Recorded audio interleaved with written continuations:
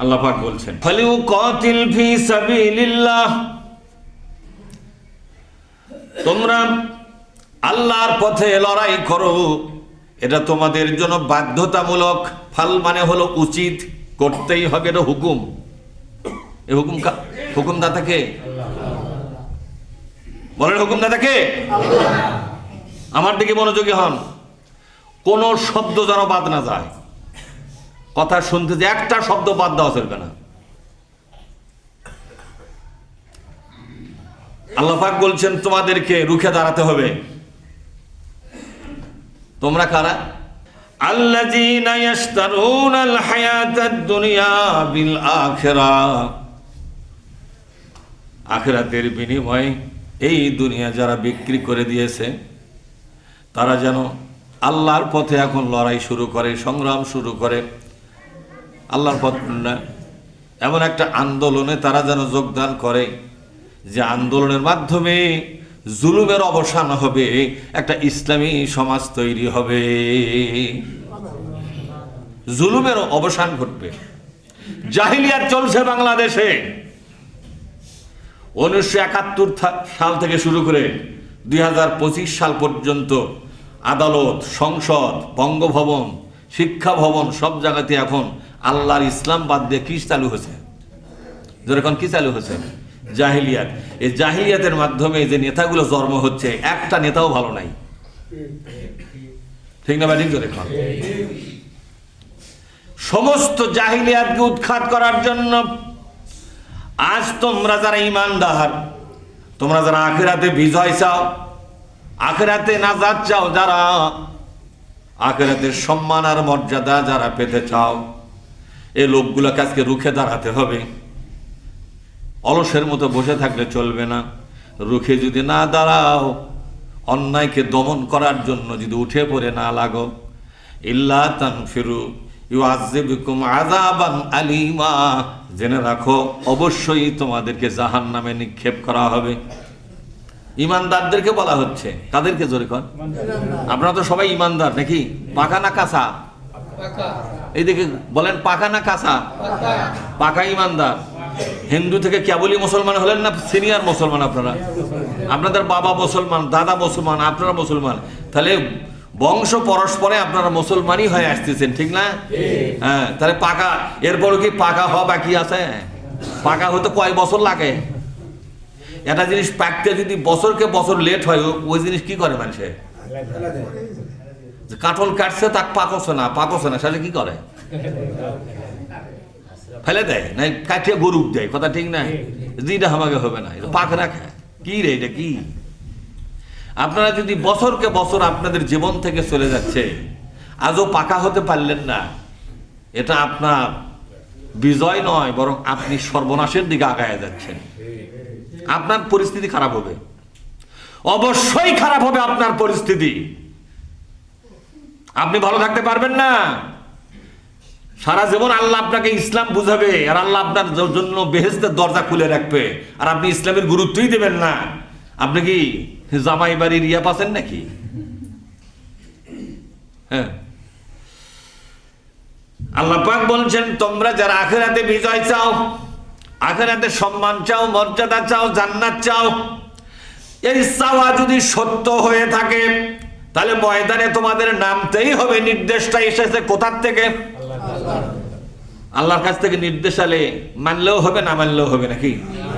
একুব ভাই, থানার থেকে যদি হুকুম আসতো,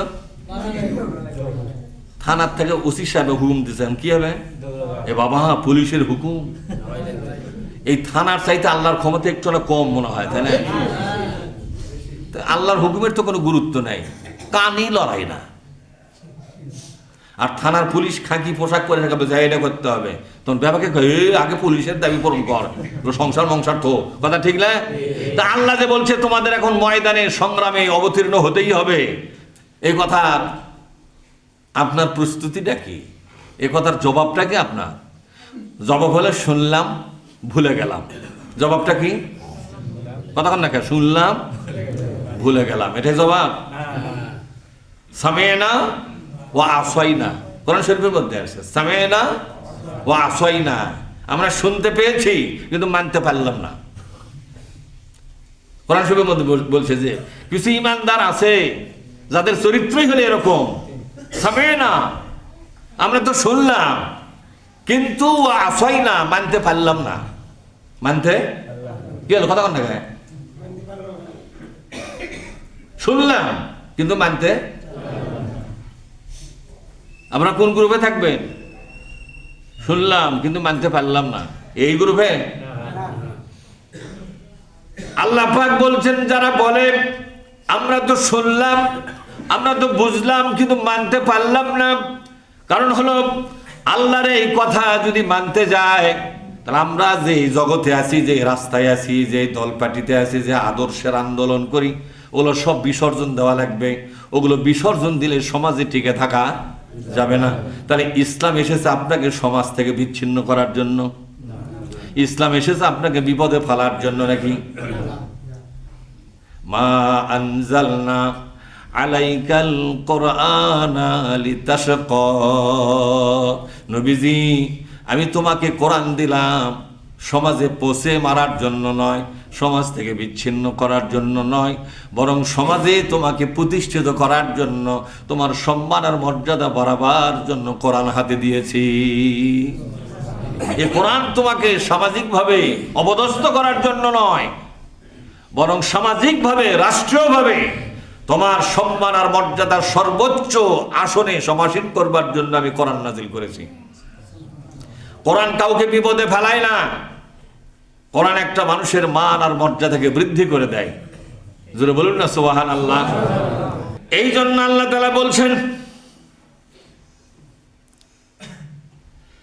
ওয়া ইউকাতিল ফি সাবিলিল্লাহ, কোন ব্যক্তি যদি আল্লাহর পথে সংগ্রামে অবতীর্ণ হয়ে যায়, এরকম সিদ্ধান্ত নেয় না রে না বহুদিন থেকে আলোচনা শুনতেছে, আজকে আমল শুরু করব, আজ থেকে জীবন পরিবর্তন করব, আজ থেকে আমি সংগ্রামী হব। কি হব জোরে বলুন? মুসলিম আমি, সংগ্রামী আমি, আমি চিররণবীর, আল্লাহ ছাড়া কাউকে মানি না। তারপরে কি? এটা কি আমার কবিতা? কার কবিতা? আল্লাহর কবিতা বলে। এটা কবি নজরুলের কবিতা। হাইরে কি লেখাপড়া শিখলাম, কবিতার খোঁজও জানি না, সব ভুলে গেছে। মুসলিম আমি, সংগ্রামী আমি, কবি নজরুল বলেছেন আল্লাহর নাজেল করা কোরআন পড়ে দেখলাম, বিশ্বনবীর হাদিস পড়ে দেখলাম, কোন মুসলমান সংগ্রামী হওয়া ছাড়া মুসলমান টিকে রাখার আর কোনো রাস্তা নাই। মুসলমান মানি হলো সে সংগ্রামী হবে। কিসের সংগ্রাম? মুসলমান জাহেলিয়াতের মধ্যে বসবাস করবে, মুসলমানদের বিরুদ্ধে শয়তান অবতীর্ণ হবে। হবে কিনা জোরে কম? এই শয়তানের সাথে মানব শয়তান এবং জিন শয়তান, মানব শয়তান এবং জিন শয়তানের বিরুদ্ধে টিকে থাকতে গেলে সংগ্রামী হওয়া ছাড়া কোনো উপায়। কারণ আপনার বিরুদ্ধে সংগ্রাম কিন্তু চলছে, আপনি সংগ্রামী নন, কিন্তু শয়তানকে আপনার বিরুদ্ধে তার সংগ্রাম বন্ধ রাখছে নাকি? শয়তান তো আল্লাহর সামনে দাঁড়িয়ে থেকে চ্যালেঞ্জ করেছে, আল্লাহ আজ থেকে আমার সংগ্রাম শুরু হয়ে গেল। আল্লাহ বললেন, ও শয়তান কিসের সংগ্রাম শুরু করলে তুমি? বলে আমি সংগ্রাম শুরু করলাম আদমের কোন সন্তানকে জান্নাতে যেতে দেব না, জীবন দিয়েও হলো ওদেরকে আমি জাহান্নামী বানাইয়া দেব। কারণ আমাকে যেহেতু জাহান্নামে যাওয়াই লাগতেছে, একা যাব না, আদমের গোষ্ঠী শুদ্ধ লিয়া যাব। এটা আমার সংগ্রাম। আল্লাহ এখানে কোরআন নাযিল করে দিয়ে বুঝালেন, তোমরা যারা ঈমান এনেছো, মুসলমান হয়েছো, মুমিন হয়েছো, সুফি দরবেশ হয়েছো, পীরে কামেল হয়েছো, মুত্তাকি হয়েছো, পরহেজগার বলে দাবি করতেছো, ভালোভাবে জেনে রাখো তোমরা যদি সংগ্রামী নাও হও, তোমাদের বিরুদ্ধে কিন্তু সংগ্রাম চলছে। ঠিক না? শয়তান তার সংগ্রাম চালাবে। শয়তানদের মতো শয়তান মার্কা মানুষ যারা, তারাও সংগ্রাম করতেছে তোমাকে নষ্ট করার জন্য। তুমি টিকে যদি থাকতে চাও ঈমানের পথে, তোমাকেও সংগ্রামী হতে হবে। সুতরাং মুসলিম মানে হলো সংগ্রামী। যে মুসলমান সংগ্রাম করে না, ঈমানের ময়দানে টিকে থাকার ক্ষমতা হারিয়ে ফেলবে। ঠিক না? ঠিক জোরে কোন? এজন্য কবি নজরুল বলেন, মুসলিম আমি, সংগ্রামী আমি। বলেন, মুসলিম আমি, সংগ্রামী আমি, মুসলিম আমি, সংগ্রামী আমি, আমি চির রণবীর। রণ মানে কি? চির মানে সব সময়, প্রতিটি মুহূর্তের জন্য রণবীর। রণ মানে হলো যুদ্ধ। আমার উচিত হচ্ছে একটি যুদ্ধে বীর হয়ে থাকা। সুবহানাল্লাহ বলেন। হ্যাঁ হ্যাঁ, রণ মানে হলো যুদ্ধ। রণ মানে কি রে? যুদ্ধ। প্রতিটি মুহূর্তে আমাকে যুদ্ধের ময়দানে একজন বিখ্যাত বীর হয়ে আমাকে থাকতে হবে। আমি যদি যুদ্ধের এই পৃথিবী একটি যুদ্ধের ময়দান।